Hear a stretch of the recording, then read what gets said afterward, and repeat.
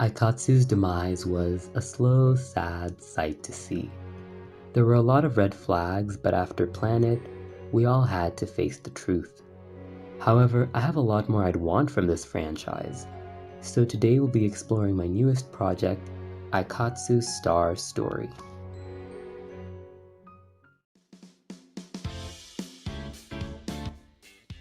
Aikatsu Star Story takes place after Planet and exists in its own universe.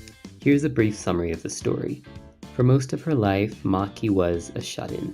She was soft-spoken and spent her days online. All this changed when she saw Haruka's performance. In that moment, her heart bloomed. When the Spring Fairy cards called out to her, she decided to follow her new path. And the series tagline is, "A little dream can bloom into a brand new you." Looking at the poster, I really enjoyed making this art. It features our four main characters. In the center, we have Maki. She's 13 and is a soft-spoken girl who starts out as a shut-in but slowly blooms into her own. She's really timid and avoids the spotlight, with her biggest inspiration being Haruka. Maki's family is pretty normal as she's the main character, and I feel like she has enough going on without family drama. Her preferred brand is Sleepy Meadow because she likes the pretty flowers and the soft colors it uses. The girl to the left is Chiaki, who is a hot-blooded redhead who loves to compete. Despite her demeanor, she's a talented actress and has a deep respect for hard work. She chose acting as her elective. Chiaki's family views her as the black sheep since she's a rebellious goth. She also has an older sister in the school who teases her attitude. Chiaki's preferred brand is Shadow Gaia because she likes the dark animal themes. When designing Chiaki, I wanted someone who could contrast with Maki a lot, and I gave her red fiery eyes to match her attitude. I also felt like a goth actress was something I wanted to do, and the brand's theme was also fun to come up with. The girl to the right is Emiri, who is a sweet, easygoing girl who gets lost in the moment. She's rather childlike and avoids conflict, kinda like Otome. She chose fashion as her elective. Emiri lives with her brother Omari in Japan, and her preferred brand is Tropical Meadow. The tropical designs remind her of home. I had lots of fun designing her. I've always wanted a pop who isn't just yellow. I think that this bright shade of green really suits her, and I love the colors I chose for her cord. It was a lot of fun picking these out. The eye catches have this glossy background with a gigantic planet in the middle because I thought it was pretty cool. I also added lace because I feel like that's something that always makes eye catches pop. As you can tell, outside of Maki, the other girls do get their own custom uniforms. Chiaki gets a black outfit because she is goth, and Emiri gets to design her own skirt because she chose fashion as her elective, allowing her a little more freedom. So these are the three main characters for this project, and I did come up with a few episodes for part 1, so we're going to go over those just to give you an idea of what this project will be like. A dull school lies in the background. Students march home in droves where we meet Maki. She gets home and changes to watch YouTube. Maki's room is a mess, and as she's scrolling, she spots a fun video, Haruka's Princess Cup performance. As Maki watches, she's entranced. In that moment, her heart begins to bloom. She sits up and says, "I wish I could shine like she does." A light breeze grows into a gust of wind and the window flies open. Drawn in by her desire, the Spring Fairy cord flies in card by card as she reaches out to hold them. Taking this as a sign, Maki decides to audition at Amanogawa Academy. She signs up, chooses a song, and with her family's support, arrives. Now Maki's a little into the school year, so what she's applying for is a transfer. The auditorium is already full with the current students, as well as a few staff members. When Maki performs in the Spring Fairy Chord, the entire school is abuzz. No one can believe that a complete rookie got her hands on a PR, let alone Haruka's. With roaring applause, Maki is welcomed into Amanogawa. Maki starts schooling at the academy and all her classmates are impressed. Despite her shy demeanor, she's already gathered a few curious fans. All the girls seem happy for her except Chiaki. She walks up to Maki and claims she's held the top spot and isn't gonna lose to some rookie with a lucky set of cards. Maki shies away, but Chiaki challenges her. The other girls gather to listen. The two will compete in their school chords, a test of pure skill. No PRs and no gimmicks. Maki sheepishly accepts as the other students cheer. Her classmates tell her that girls often settle their issues during after-school battle stages. Maki worries throughout the day, wondering what the class ace Chiaki performs like. After class, Chiaki leads her to a rundown stage behind class. In an office, we see the school principal watching with a smile. As the performance begins, the blaring rock music startles her and Maki struggles to keep up. Chiaki practically owns the stage and dominates her. By the end of it, all she can do is stand while Chiaki does her appeal. Backstage, Chiaki walks up to Maki and offers a handshake. Maki's confused, but Chiaki says, any idol who could lose like that and still be standing has earned her respect. Despite the utter thrashing, Chiaki says she'll keep her eye on her. In the dining hall, Maki struggles with where to sit. She looks at all her classmates and spots a friendly wave from Chiaki. She wants to get Maki out of her shell and introduces her to the last transfer they had. Amity introduces herself and says she also arrived late due to living on the coast. She offers Maki some of her food, which has a more tropical flavor. The girls eat together, but Chiaki has to leave for work. Amity takes this chance to explain the Aikatsu phone. The two go over auditions and scheduling and offers, and Amity offers to let Maki shadow her. With the school's permission, Maki heads out with Amity for a fashion shoot after lunch. Maki's excited, but Amity's surprisingly calm. At the shoot, Amity's quite the professional. Despite her demeanor, she's able to freely embody the poses and really brings the director's vision to life. After this, she just sits down with a drink. Maki's taken aback by her casual attitude. She's the complete opposite of Chiaki. Aren't you taking this a bit too easy? She asks. Amity laughs and responds, as long as you get the work done, you deserve the rest. With this in her heart, Maki's inspired to see more of her Aikatsu. Excited, Amity offers to give the staff a free show. This is where we get to see Amity perform in her PR, the Summer Star chord. As she watches her perform, Maki reaches out, hoping she can find her own Aikatsu, whether it's like Chiaki's, Amity's, or something all to herself. Following her explosive debut, all eyes have been on Maki as a performer. Principal Kozue asks to speak with her privately. Maki sits down and Kozue smiles cunningly. I'm proud of your progress so far, but I need you to show the world what you can do. She pushes forward a poster. I think it's time you host your very first solo live. Back in class, Maki's panicking, but her friends are quick to support her. Some of the girls feel upset that she's getting such special treatment. Chiaki stands up for her, but some of the girls just won't buy tickets. The three agree to meet at lunch and strategize. In the cafe, Maki starts to tear up and apologizes for involving her friends in all this. Maybe their classmates were right. Maybe she doesn't deserve this concert. Chiaki disagrees though. She says the only person that can decide that is you. Make your first event worth attending. Amity says she's still willing to help, but Maki declines. She wants to prove it to herself. With a simple sign and paper megaphone, she heads to the schoolyard and starts self-promoting. Her stance is timid and her words shaky, but the gesture earns some goodwill from her classmates. Seeing a different side to her, the girls from before decide she's not so bad. When the live show begins, Maki counts and spots about 7 people: Chiaki, Amity, the principal, and a few classmates. She smiles at them and begins performing. The live impresses Principal Kozue, who nods approvingly. Right at the end, Maki spots a hidden figure by the door.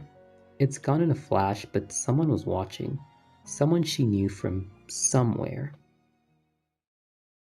Now that the cast is established, let's take a cue from Planet and have a drama episode.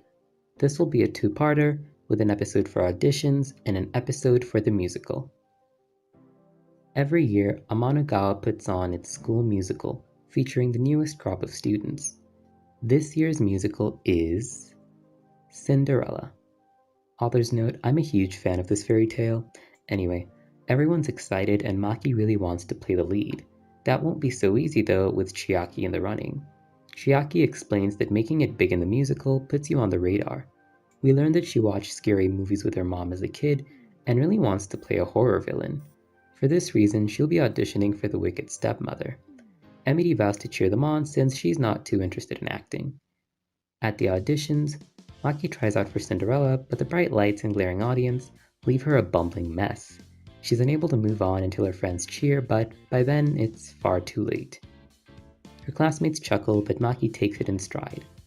Backstage, she watches Chiaki capture the audience in one line. In a moment, she can barely recognize her. Chiaki is gone, and the stepmother is in her place. Despite botching it, Maki is called back but to try out for a different role. The casting crew thought she was cute, and having heard of her debut, decide to give her a singing role. This allows Maki to audition not for Cinderella, but for the fairy godmother. The performance of the week is Maki's solo, but in the prim blue fairy court. The musical is finally here, and we get to see who is who. Cinderella is played by an upperclassman, just to make the school feel bigger and show there's more talented girls than our main characters. Cinderella opens with a song by the Wicked Stepmother, Chiaki herself. She aced her audition and impressed them so much she got to be in the opening number. The rest of the story unfolds as usual, but there's a small clash between the fairy and stepmother to give Maki more time for her song. Overall, it's a simple, fun episode and a great place to stop our story.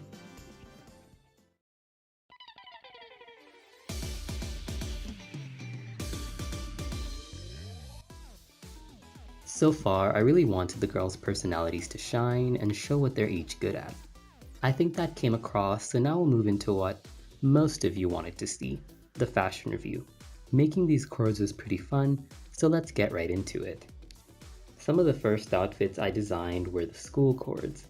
These were initially for a different Aikatsu project, and as you can tell, these were meant to be Aikatsu Star stage cords. I changed up the skirt, but I did keep a lot of the features that those school cords had because they're some of my favorite right next to the Akari Generation ones. All of the premium rares were drawn around the same time. The first one I drew was Spring Fairy, which takes a lot of inspiration from cottagecore, as well as ballet and My Little Heart. I really wanted it to be frilly and ultra feminine, which I feel comes across here. I also wanted to elevate the level of detail I could draw, for the top and the skirt specifically. Finally, the wings are a cute touch, for now. Spider Witch was drawn next, in fact, just a few minutes after I finished Spring Fairy. I loved the texture, but digitizing it was very hellish. Overall, Chiaki has always been the hardest to draw, but getting that spiderweb pattern was pretty hard for me. I chose to make a goth brand inspired by witches and their familiars, and thought a black gothic dress would look great. The colors and patterns were just there to keep things interesting. There's also a tiny potion on the waist in case it wasn't clear what that was. Finally, we have Summer Star. This is a cord that went through a lot of recolors. As I developed Emily's brand, I wasn't sure if it should stay a wavy blue or get brighter and rainbow light. I'm glad I went with this choice though. It's inspired a bit by tropical beachwear and Vivid Kiss. I was also told that it resembles a specific flag, but that's honestly just a coincidence for now. Finally, we have Prim Blue Fairy, the campaign rare. I wanted to show a more subdued vision of Sleepy Meadow, so I put in less flowers and gave it a sky blue palette so it could stand out from the PR. I also gave Maki a new hairstyle to keep things interesting. If you like any of these, let me know which one, and look forward to more installments of this. This part begins with another big event for Amanogawa. The premiere ball is a networking event where alumni return to see new stars and students can socialize. The event also lets the high school and middle schoolers get to meet. The first years are at work helping set up the room, and gossip begins to spread. Every year, a single girl from the middle school gets chosen as that generation's rising star. It's a really high honor and the girls are all hoping for it. Chiaki's confident it's her and tells Maki not to feel bad. When the event begins, the girls arrive and begin to socialize by the buffet. Asuna walks up to Chiaki and says she saves them a table with the high schoolers. The girls are grateful as the other first years struggle to find seating. Asuna reveals she's a fan of Chiaki and says they always dreamed of becoming idols together. Chiaki responds that she'd be in charge, but Asuna just laughs, leaving Chiaki embarrassed. The stage lights dim as the ceremony begins. Various famous alumni walk in and the guests are welcomed to their designated seating. Idol producers, designers, actresses, all people accomplished in their field. Principal Kozue welcomes everyone and announces that the rising star will soon be revealed. The lights dim and a spotlight appears.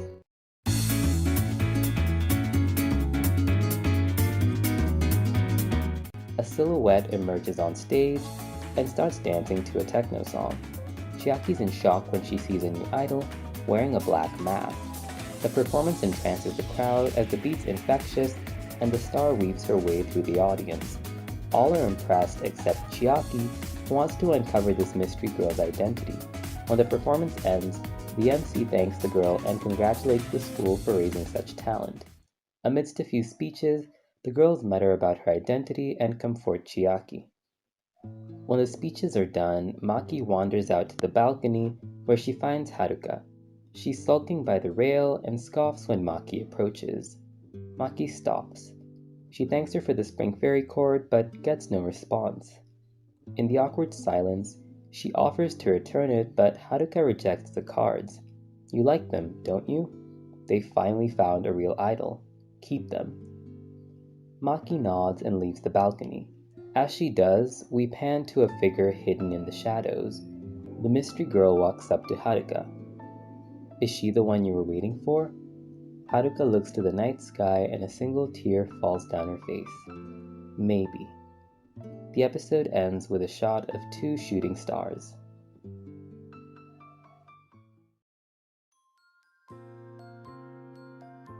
Shortly after the ball, the school closes, allowing the girls to go home. Our trio meet up to decide what they'll do with their weekend break. Maki suggests they should meet up at someone's house. Chiaki is embarrassed about Asuna being there, and Maki says her own home is boring, so they decide to visit Emiri by the beach. Emiri lives in a small coastal town along with her big brother, Omari. Their parents welcome the girls and suggest they eat together outside. As they eat, Omari teases Emiri for lasting this long. According to him, as a child, she tried out all kinds of hobbies. It wasn't until Aikatsu that she really seemed focused on one thing. Maki assures Omari that Emiri's doing well, and that warms his heart. He suggests they go swimming, but Chiaki refuses. Emiri insists, and that's when they learn Chiaki can't swim. In fact, none of them can. Chiaki denies it, but eventually Emiri eases her to the shore for a quick lesson. Omari offers to teach Maki, and she obliges. The two girls back float as the siblings hold them. Chiaki panics and grabs Maki's hand. Maki holds on to her, and after a while, the two can float comfortably. The siblings conclude their first lesson and move back to the beach.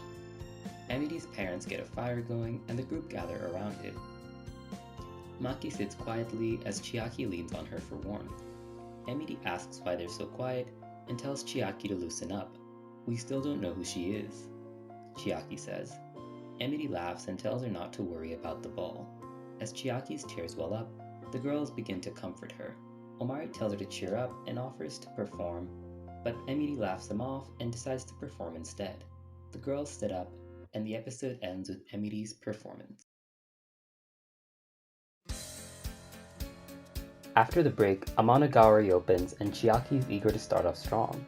She makes her way to Principal Kozue, eager to contact Shadow Gaia's designer. In the office, she makes a request, and Kozue is happy to reach out. The designer just so happens to be an old friend. When the call ends, Kozue sighs and explains that someone's already on their way. As a favor to an old friend, Chiaki's allowed to go too, but she'll need to hurry. Chiaki rushes to the Shadow Gaia house, which is a large mansion with overgrown gardens. Outside, she meets a new character, Leo. He's a teen sensation known for edgy rock music, but Chiaki's unimpressed. Excited to bring him down, Chiaki challenges him to a race. Leo cockily agrees and the two go in together. Despite his attitude, Leo screams the whole time. Every jump scare hits, and Chiaki just laughs at him the whole time. The two end up arguing and get lost in the large mansion. Feeling frustrated, Chiaki brags that she's brave enough for both of them. As they sit in silence, Leo rushes off on his own. Chiaki follows and the race continues, taking them to the final room. When the door opens, the designer Lilith lets them in and admits that she saw what happened in the halls. The two apologize, but she cuts them off. I'm proud to have two strong candidates come this far. However, this cord only belongs to one of you. As her gaze meets Chiaki, she shakes her head. Leo thanks her and rushes out. Chiaki protests, but the designer just ignores her. Premium rares are more than just cards. We give them life through hours of work and passion. I'm sorry you came all this way. Chiaki leaves the mansion feeling confused and lost. She wonders why Maki was chosen and now Leo as well. To figure it out, she seeks him out at Apollo Academy to witness him perform for herself. The rock concert goes off without a hitch. Leo completely owns the chord and it suits him perfectly. Chiaki appreciates the show and learns that idols don't just choose chords, but are chosen in return. I really wanted to work in the boys and give them a classic PR episode, and the role that cards play in the story will be expanded on as we move on. Episode 14 opens with our mystery girl in the library. We see her looking at old designs and admiring Haruka's spring fairy cord. Pushing the book aside, we see her sketchbook with a cord she wore at the ball. She ponders her next design. We cut to the main trio's class, where the girls are writing out names to be pulled out of a hat. This is all a part of the school's mentorship program. Each first year will be assigned an upperclassman to help them improve in time for the Orion Cup. When Maki's name is drawn, the senpai assigned is Rina. No one's really heard of her, but apparently she's been in the school for a whole year. Maki heads out to find her and learns from a teacher that she's in the library. Rina's surprised to see her and covers up her work. So it's you again. Have we met? No, I just saw your performance. Maki smiles and says she's not a fan of the attention. Rina acknowledges this and says she can relate to that. She reveals she's in the design course and asks if Maki's gonna specialize soon. Unsure of herself, Maki responds, I want to inspire people. I want to thank Haruka for what she gave me, a dream. Rina's drawn in and feels the urge to open her sketchbook. The truth is, I'm a huge fan of hers too. I used to draw her outfits all the time. The two bond over Haruka as Rina shows Maki all of her art, but in the middle, there's a ripped page. We cut to a flashback of the previous year. Rina's a shy first year shuffling through the crowd at a packed concert. Haruka spots her in the crowd and holds her hand out. Rina takes it and is pulled to the stage. Haruka fixes her glasses and thanks her personally for coming. That moment stayed with Rina, and she became Haruka's biggest fan. She always watched her from afar, yearning to reach her. When she mustered up the courage, she presented Haruka with a cord designed just for her, but sadly, she was too late. That's when I found out she was quitting. She said something strange. She couldn't hear the cord's voice anymore. Ever since, I've been designing for myself. Maki realizes that Rina is the secret performer, and the weight of her cards sets in. Rina lowers her glasses and takes a deep look into Maki's eyes. Sometimes I wonder if you can hear them too. With a new resolve, Maki thanks Rina for the story and asks if she's got advice for the Orion Cup. Rina smiles and says, "Prove you're worthy of those cards. I'll be waiting."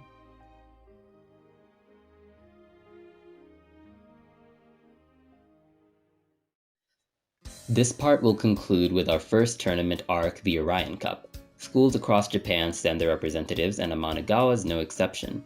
Each school gets 3 slots, and the 3 girls chosen are Rina, Chiaki, and Maki. At the end of the school day, Principal Kozue summons the 3 girls to her office. They all gather and she informs them of the Orion Cup. The girls are excited, but Rina stays silent. She glares at Maki and says, "I hope you're ready." As she walks out, Chiaki rolls her eyes. Who was that? Maki shakes her head. Up at night, Chiaki ponders her journey so far. Initially, she was at the top of the class, but after Maki's transfer, There was a new first year to focus on. After that, she struggled to stay on top. If she really wants to be the top idol, this is her chance to win. In Maki's room, we see her lying awake. She's got the spring fairy cord by her bedside. Turning to it, she vows to win the next day. The following day, we cut to the contest hall, and the three girls are in their respective dressing rooms. The first performer is called to stage, and to everyone's surprise, it's the mysterious girl from before. The music starts, and just like before, the audience is stunned. Rina barely feels the pressure, and after performing, leaves without even checking the score. The crowd goes wild, and she nearly fills the star gauge. In Maki's dressing room, we see her start to panic. The next episode of the tournament opens with a scoreboard to show the time has passed, but that Rina's still number one.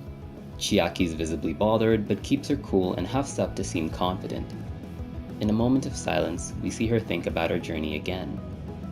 As her name gets called, Chiaki leaves the dressing room. Determined to win, she performs what's likely her greatest show.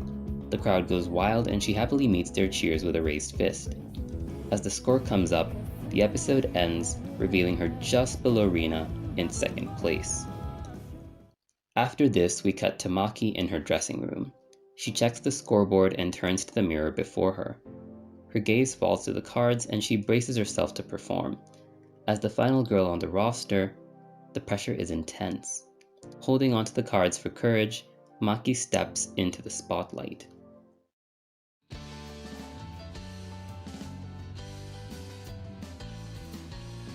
With a borrowed strength, Maki performs in her full glory. All the practice and lessons up to now finally pay off. As the climax approaches, Maki's cord evolves and she bears the wings of the spring fairy. The crowd is in shock, and Maki smiles as her performance ends. She turns to the scoreboard with hope and watches as her points rise. Her name climbs up the ranks, going further and further until she passes Chiaki. And as her points near Rina's, she loses, just below her. Despite her performance, Maki's only at number 2. She's met with roaring applause though, and bows as the other contestants join her on stage. The winner's trophy is presented to Rina in front of everyone. Chiaki bites her tongue, but the anger is seething. Maki's in shock as she expected to win. As they leave the stage, Rina nods at her approvingly. Chiaki watches the two converse and runs off in frustration. As Maki and Rina walk and talk, they run into someone very important. Haruka made her way down to the contest hall. She's carrying flowers and gives them to Rina. "Congratulations, I finally found a new rival." Rina hugs her and begins to weep. Maki stands to the side awkwardly as the two carry on without her. Despite being right next to Haruka, she's never felt further from her. "Did you like it?" she asks. Haruka snaps, "No. Until you become someone, you'll never reach me." Taking a deep breath, we see the same gust of wind we did in episode 1. With her will reignited and a rival worthy of her, Haruka reaches out and the cards bend to her will. Inspired by her determination, they leave Maki and return to their original owner. Maki is crushed and falls to her knees. In the midst of sobbing, she watches Haruka leave with her true rival, while she's left in tears.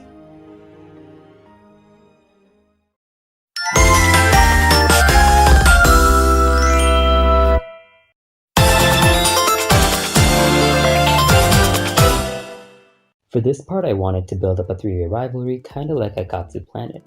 I also wanted a big series shakeup to end the second core. I'm very much inspired by the themes of identity and inherited will, and I hope that came through in the triad of Maki, Rina, and Haruka. I also felt it appropriate for Maki to lose as she isn't being herself yet. A commenter caught on to this in the past video, so I'm glad it translated well. With that said, let's get into the art. Part 2 was probably the most exhausting to draw.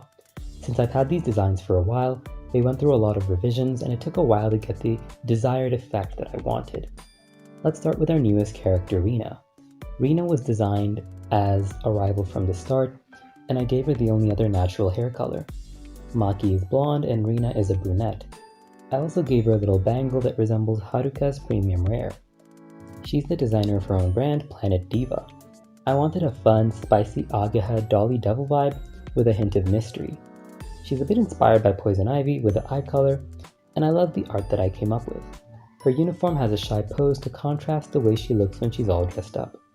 Overall, I'm proud of the detail of the dress and just how classy she looks here.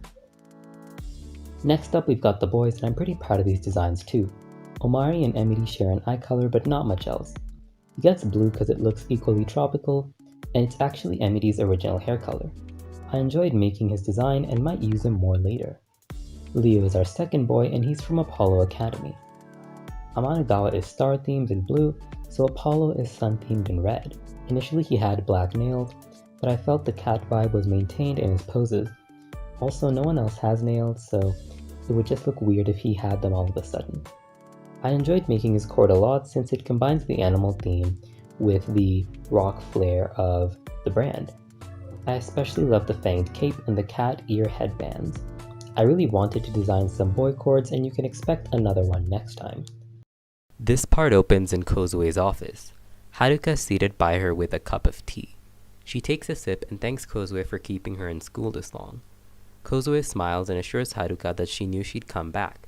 Anything for my granddaughter. Now, are you sure that you're ready? She pushes forward a poster that we can't see. Haruka nods, and the principal makes a few calls. After the opening, we cut to Amanagawa's field where Maki's class is training. The girls are doing laps and Maki's struggling to keep up. Emily lags behind to wait, but Chiaki runs ahead. The girls tag along to the end, where the gym teacher lets them rest.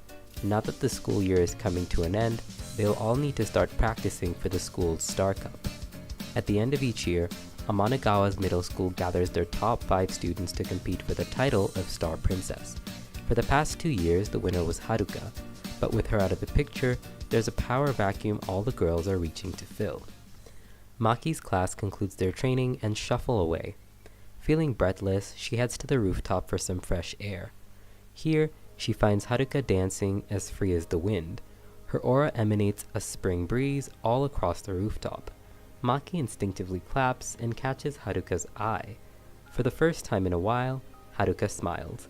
She invites Maki to sit down and the two share lunch. Sharing a meal together, Maki relaxes and opens up. She says that Haruka seems a lot like her old self. Watching you dance again, it's like the first day I saw you. Almost a year ago now. Haruka stops her and comments that she's already outgrown that. You can't keep relying on me. She pulls out the spring fairy cords and holds them up to Maki. A year ago, I thought this was my peak, but now I know better. Packing up her lunch, Haruka leaves Maki on the rooftop. We cut back to Kozue's office where she receives a package from Sleepy Meadow's designer, Atsuki. Here we see a flashback of Kozue's past. Initially, Kozue worked hard to support idols as a designer. Saddened by how many couldn't make it, she was driven to do more. After Haruka's birth, she noticed her love for dance, and this inspired her to start her own school, a place where she could nurture every idol like they were her own daughter. As the flashback ends, we finally see the poster, and it's for a Haruka comeback live. Backstage, Haruka opens the gift box and reads the note from Atsuki. I made this just for you, the evergreen cord. No matter what, your star will never fade. Haruka meets her fans in the school hall and the applause overwhelms her. Wearing her newest PR, she performs the greatest live yet, leaving old fans in tears. After a long year in hiatus, the queen has finally returned. With the Star Cup on the way and Haruka's return, tension at Amanogawa is at an all-time high. Rina's feeling this the most as the winner of the Orion Cup. She's too nervous to face Haruka and holds herself up in the library. In the second year class, the teacher discusses the Star Cup and reminds the girls to plan a court in advance. A few discuss seeking PRs, but as her own designer, this only piles onto Rina's stress. She heads to the training room to let off some steam. Here, she finds Chiaki, who ignores her and keeps training. The two keep pace with each other, and Chiaki remarks that she's pretty good. Having never seen her, she assumes this is just a random girl who walked in. Rina thanks her and starts to leave, when the iconic mask slips from her bag. Chiaki gasps, and Rina runs out of the room. This leads to a comedic chase where the two run across the halls as Chiaki struggles to catch up. Maki and Emily spot her and follow in suit. The three chase Rina down to the back of the school, where Rina finally gives in. She stops to catch her breath and Maki steps in to ask what's going on. Rina sadly puts on her mask, revealing the secret to Emiri and Chiaki. "I can't believe it was you. You're nothing like her." Maki stands between them, but Rina stands up for herself. "I know. When I made Planet Diva, I made it for her. I made it for Rose, who I want to be." Emiri smiles, but Chiaki's disappointed. She thought that someone like Rose would at least have the courage to face her fans. Maki reaches out for Rina's hand, telling her that facing her friends was a good start. Rina thanks her and the girls welcome her into the friend group. That night, Rina thinks deeply about her new friends. Knowing that they were able to accept her, she feels a little bit better, like the gap between her and Rose isn't so wide. The next day, the school wakes up to another surprise event. Feeling inspired, Rina decided to finally face her fans. Unlike before, she uses her real name and meets her classmates at an impromptu stand. They're pretty surprised by her reveal, as many of them hadn't even noticed her. Rina's overwhelmed by positivity, and in the background we see Kozue watching in pride. Our main trio make their way to the stand, and Rina thanks them for supporting her. With the school's adoration, she wraps up the episode with a performance. Unlike the previous versions, this time she removes her mask, finally accepting her real self. The crowd goes wild and even Haruka finds the time to show up. Rina returns backstage and finds Chiaki waiting. She congratulates her before saying, if you're gonna be honest with me, then there's something you should know. I'm leaving Amanogawa, and I want you to tell Maki for me." With those words, Chiaki runs off, ending the episode. Our next episode begins with Chiaki sitting in her house. She's watching TV aimlessly and catches Haruka on a variety show. Haruka announces her plans to finish strong by winning the Star Cup before graduating to high school. Chiaki sighs as her tears begin to flow. "I can't believe I thought I could win, when I've only just started." Chiaki's mother comes to join her and suggests the two watch a movie like they used to. To her surprise, the doorbell rings and Chiaki's friends all stream in, led by her sister. Her mother leaves the room to give them some space. The girls all gather in the family cinema and watch the horror films that inspired Chiaki to act. Maki screams through most of it, which Chiaki finds pretty hilarious. Rina and Emiri sit in the back to give the girls some room. By the end of their marathon, Chiaki and Maki are joking and chatting the way they used to. In the silence after the credits, Maki takes a deep breath and turns to Chiaki. "Why are you really leaving?" Chiaki turns off the TV and asks them to follow her. She leads her to a room that's littered with posters and acting awards from her childhood. In a flashback, we see that she's always been obsessed with being number one. From school plays to amateur theater, Chiaki has been obsessed with making it to the top. By the time she was 13, she got into Amanogawa through recommendation alone. By all means, Chiaki was set for success, until one lucky girl made it in. Ever since Maki arrived, Chiaki seemed further and further from the top. After the Orion Cup, she's starting to question if she even wants to be an idol. She turns away from them, teary-eyed, but Maki reaches out to her. The girls give her a group hug as she surrenders. Sitting her down, they share that their journeys haven't been easy either. Emily's lax attitude is judged, and she still has to put a lot of effort in to attain her amount. She still has to put a lot of effort in just to maintain her career. Rina just overcame her fears, and Maki's been struggling from the start. Between bad auditions and losing her cards, she's been going through a lot too. Instead of being there for each other, Maki and Chiaki have been at odds. Chiaki apologizes for being so cold after the tournament, and Maki reminds her that she's the first friend she ever made here. Even if Chiaki can't be number one, she'll always be number one in Maki's heart. The girls embrace, and when they return to school, they perform together, ending the episode. So after all that, I think it's time for a quick breather with one of our side characters. This time, we're starting off at the beach, as we see Omari jogging. He takes a break by the ocean and stops to make a phone call. On the screen, we see Emily, and Omari asks her for a big favor. That day in Amanogawa, our girls are training as a trio again. Now that Maki and Chiaki, now that they're all friends again, they're able to help each other out as the Star Cup is only a week away. Noticing their exhaustion, Emily suggests a fun break. During lunch, Omari comes to Amanogawa, requesting a visit with his sister. Emily meets him with her friends and they introduce him to Rina. As they're catching up, he decides to make his announcement. Omari has decided to become an idol. After seeing his sister have fun with her friends, Omari realized how amazing Aikatsu was. He watched Emily go from a distracted child to a reputable model. Aikatsu allowed Maki to bloom into a more confident girl and let Rina be her true self. He's watched it help these girls and now he'd like to see who he'd become. Omari is registered to audition for Apollo Academy, which is the same school that Leo is in. The audition is the next day and he'd like the girls to come support him. Emily promises to be there and keeps his luggage in her room. He books a small hotel for the night. The following morning, Omari and the girls head to Apollo Academy. Here, Chiaki meets her brand rival, Leo. She introduces him as a friend, but Leo interjects, claiming to be the top student. He offers them a tour and despite being younger than him, promises to take care of Omari.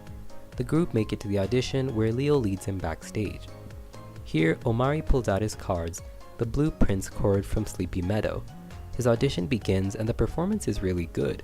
As a beginner, he doesn't do an appeal, but he does make the shortlist. The group go out to celebrate and get to know each other. In the relaxed atmosphere, Maki feels a glimmer of hope. Watching a new dream bloom gives her the hope to try again. The girls head back to Amanogawa, and Omari heads back to Apollo with Leo. I felt it would be pretty great to give the boys their own focus episode, since Aikatsu never did anything with theirs, and I hope that you enjoyed this one. It's the final week before the Star Cup, and Maki's beginning to panic. In the night, we see her tossing and turning, trapped in a nightmare. Here, she sees Haruka performing with all her friends, while she has to watch from the audience. Without the spring fairy cord, she's completely lost the confidence to perform. She wakes up in a sweat, and we cut to the opening. Feeling lost, Maki goes out for a jog. She's far from fit, but has come a long way since her early days. She runs past the greenhouse, which despite the time, is mysteriously lit. Maki peers in and spots Haruka, hard at work pruning. She silently watches as Haruka tends to each of the flowers, giving them time and attention. Seeing her dedication, Maki begins to understand. If she wants to beat her, then she might have to bloom again. The following day, Maki decides that it's finally time to meet Sleepy Meadow's designer. She never thanked them for the cards and would love to meet the mind behind her favorite brand. She speaks to Kozue and Haruka, who both direct her to a nearby forest, the Weld of Dreams. Haruka's concerned for Maki, but decides that it will be a worthy test. The Weld is a thick, misty forest with woodland creatures scurrying about. It's very picturesque and looks like it came out of a fairy tale. Maki wanders in and immediately gets lost. The woods are endless and foggy, with nothing to guide her way. Despite that, she's able to find a small clearing where she pauses to rest. Here she spots a cozy cottage and walks in to discover Atsuki making some tea. Noting her exhaustion, he offers some, and the two introduce themselves. Maki sighs and begins to recount her entire journey, from the cords appearing to her to losing them. She apologizes for taking them without his permission, but Atsuki smiles and says he forgives her. I'm glad you found your way here, but I'm afraid I can't help you. He gets back to work but allows Maki to observe. She thinks back to Haruka's words and repeats them out loud. You've already outgrown Sleepy Meadow. Atsuki's intrigued and encourages her to follow that thought. Feeling inspired, Maki rushes back to Amanogawa. She takes Atsuki's words and decides to make her own cord. Not Sleepy Meadow, but the next best thing, a design that's inspired but represents her own identity. Rina offers to help and Atsuki gives them support. The trio work together in his cottage to refine Maki's ideas, but without a solid concept, nothing feels right. They take a break outside to brainstorm.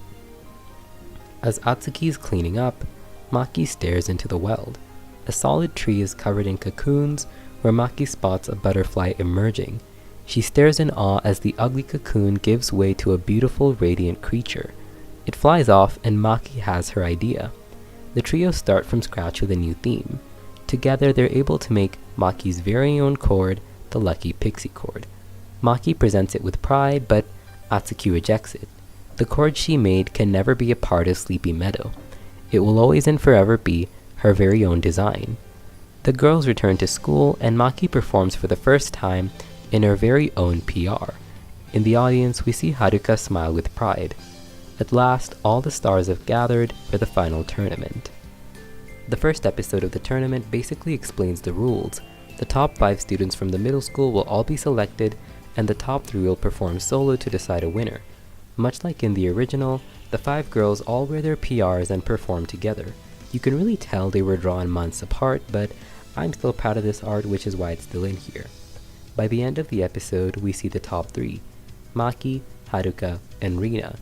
Chiaki takes this loss much better, deciding that while she can't be number 1, she might find her throne in the world of acting. Leo yells as she leaves the stage, showing his support for her regardless. Emily, in contrast, appreciates how far she's come. Emily, in contrast, feels really appreciative of making it this far. She promised not to overwork herself and to take Aikatsu at her own pace.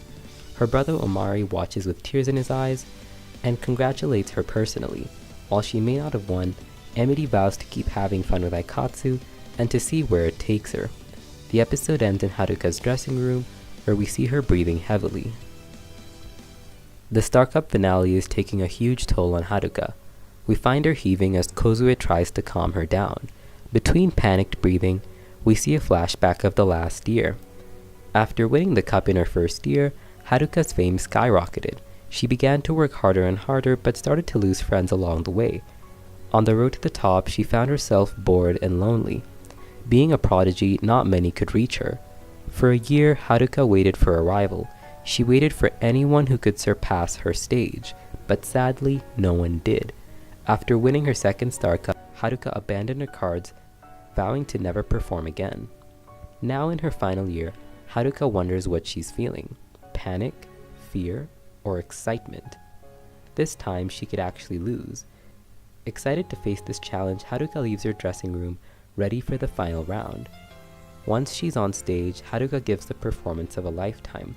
Her aura swells across the whole stage, and she's even able to pull off a second appeal. By the end of it, Haruka leaves no regrets. She faces the stage with a final smile and thanks all her fans for their support. With a nearly perfect score, Haruka leaves the stage. The next performer on stage is Rina. This time, Rina competes as herself, even removing her mask temporarily. Despite her great efforts, Rina loses to Haruka, placing second, and gives a short speech. In it, she thanks the crowd for accepting her and appreciates Aikatsu for giving her the confidence to be herself. Finally, it's time for the last performer, Maki. By this point in the story, Maki has yet to perform since the Orion. While she's retained a few fans, this is a huge comeback for her. Backstage, Haruka takes the time to visit the other competitors. For Rina, she leaves a bouquet of purple roses. For Maki, she leaves a gift. In her dressing room, Maki finds a wrapped box containing the Spring Fairy chord.